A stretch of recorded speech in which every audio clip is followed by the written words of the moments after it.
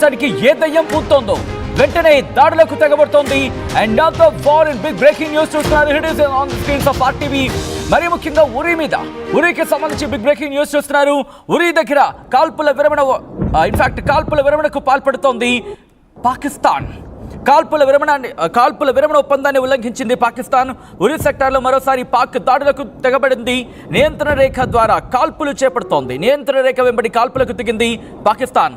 ఉరి సెక్టార్లో సైరన్ల మోత మోగుతోంది. గోహల్లాన్ ఏరియాలో పాకిస్తాన్ కాల్పులు జరుపుతోంది. పాకిస్తాన్ కాల్పులను తిప్పికొడుతున్నాయి భారత భద్రతా బలగాలు.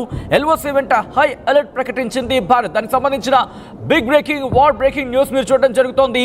మరోసారి బరితెగించింది పాకిస్తాన్. కాల్పుల విరమణ ఒప్పందాన్ని ఉల్లంఘించింది. రాత్రి ధీటైన గట్టిగా సమాధానం చెప్పిన సిగ్గులేని పాకిస్తాన్ ఈ రోజు మళ్ళీ కాల్పుల విరమణ ఒప్పందానికి పూనుకుంది. ఇప్పుడు చూసుకుంటే ఉరి దగ్గర, ఎల్ఓసి దగ్గర, ఉరి లాంటి ప్రాంతాల్లో మళ్ళీ కాల్పులకు తెగబడింది దాయాది దేశం.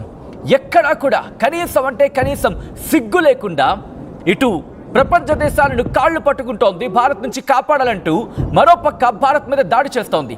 ఎందుకు కాపాడాలరా నిన్ను? ప్రపంచ దేశాలు ఎందుకు కాపాడాలి నిన్ను? ఉదయమేమో ప్రపంచ దేశాలు కాళ్ళు పట్టుకుంటావు, రాత్రి అయితే ఏ దేశం అయితే దాడి చేస్తుందో ఆ దేశం దాడి చేయకుండా శాంతి అని మాట్లాడుతూ అదే దేశం మీద దాడి చేస్తే నేను ప్రపంచ దేశాలు కాపాడాలా? ఉరి సెక్టార్లో మళ్ళీ ఈ దిక్కుమాలిన దేశం కాల్పులకు తెగబడింది.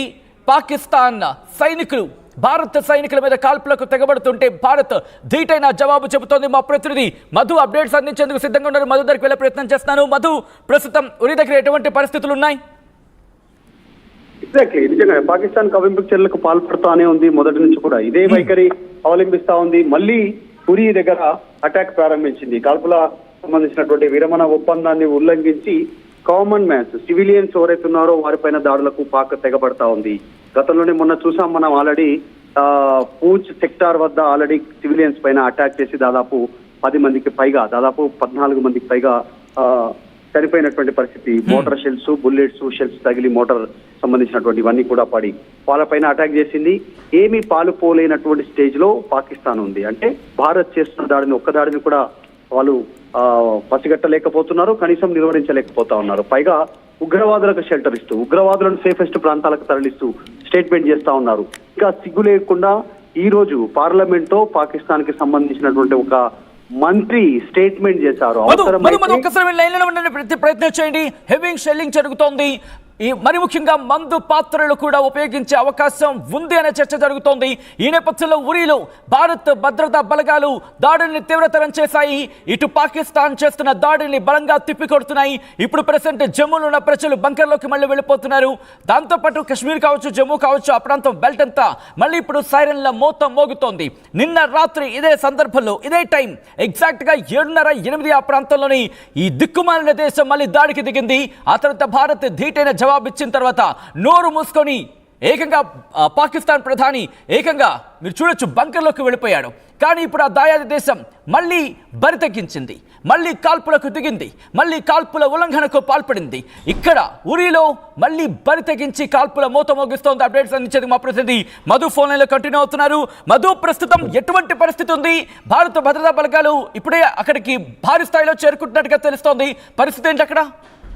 ఎగ్జాక్ట్లీ, ఎప్పటికప్పుడు వారికి చేస్తున్నటువంటి దాడులను తిప్పికొడతానే ఉంది, ప్రతి దాడి జరుగుతానే ఉంది. అయినా పాకిస్తాన్ బుద్ధి మారట్లేదు. సివిలియన్ టార్గెట్ గా ముందుకోతుంది. భారత్ ఎక్కడ సివిలియన్ టార్గెట్ ఎక్కడ చేయలేదు. అంటే సాధారణ ప్రజలని భారత్ ఇంతవరకు ఎప్పుడు టార్గెట్ చేయలేదు. ప్రజలనే కాదు, పాకిస్తాన్ కి సంబంధించినటువంటి ఆర్మీ వ్యక్తులను కూడా, ఎవరిని కూడా, సిబ్బందిని టార్గెట్ ఇంతవరకు భారత్ చేయలేదు. కేవలం ఉగ్రవాద శిబిరాలను టార్గెట్ చేస్తుంటే పాక్ అవన్నీ తట్టుకోలేక కడుపు రగిలిపోయి ఇప్పుడు సివిలియన్స్ పైన అటాక్ చేస్తా ఉన్నారు. యూరిలో కూడా అలాంటి దాడి చేస్తా ఉంది, కాల్పులకు పాల్పడతా ఉన్నారు. భారత్ ఆర్మీ దీన్ని ధీటుగా ఎదుర్కొనేటువంటి సిచ్యువేషన్ కనిపిస్తా ఉంది. ఇదంతా పక్కన పెడితే ఈ రోజు పాకిస్తాన్ పార్లమెంట్ లో పాకిస్తాన్ మంత్రి చాలా క్లియర్ స్టేట్మెంట్ చేశారు. వీడియో బయటకు వచ్చింది.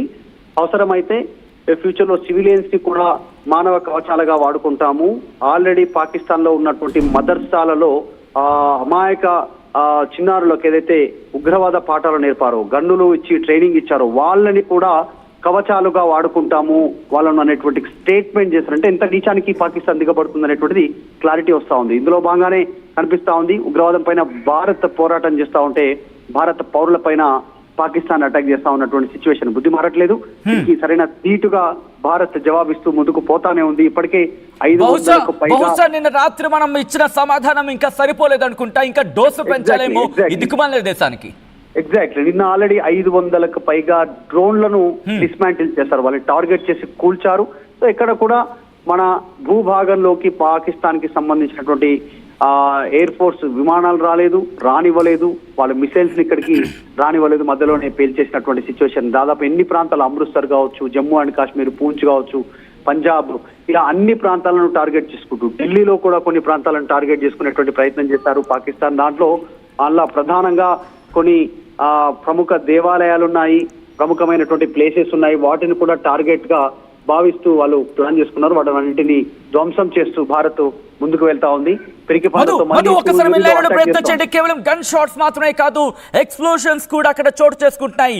పాకిస్తాన్ మళ్ళీ తన ఆర్మ్స్ ని, ఆర్టిలరీని LOC దగ్గర, మరి ముఖ్యంగా ఉరి సెక్టర్ దగ్గర దాడిని తీవ్రతరం చేసింది అనేది లేటెస్ట్ అప్డేట్ అందుతోంది మనకి. ఉరిలో ప్రస్తుతం అక్కడ పరిస్థితిని ప్రభుత్వం సమీక్షిస్తోంది. భద్రతా బలగాలు భారీ స్థాయిలో అక్కడికి చేరుకుంటున్నాయి. ఈ రోజు రాత్రి గగనతలం చూసాం, ఈ రోజు భూతలంలో యుద్ధం జరగబోతోందా?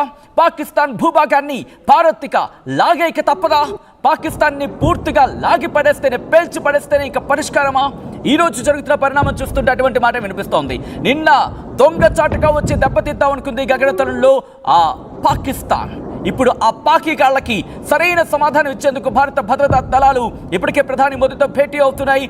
ఈ డోసు సరిపోదు మాస్టారు, ఇంకొంచెం పెంచాలి, వీళ్ళకి ఈ డోసు సరిపోవట్లా, ఇప్పుడు డోసు పెంచితే పాకిస్తాన్ ఈ రోజు అర్ధరాత్రికి ప్రపంచ పటంలో మాత్రమే, ఏరియాలో మాత్రమే కనిపించాలి తప్ప ఒక్కడు మిగలకూడదు. ముఖ్యంగా ఆసిమ్ మున్నీర్ కాడు, ముఖ్యంగా షహబాజ్ షరీఫ్, ముఖ్యంగా రక్షణ శాఖ మంత్రి, వీళ్ళెవరూ మిగలకూడదు.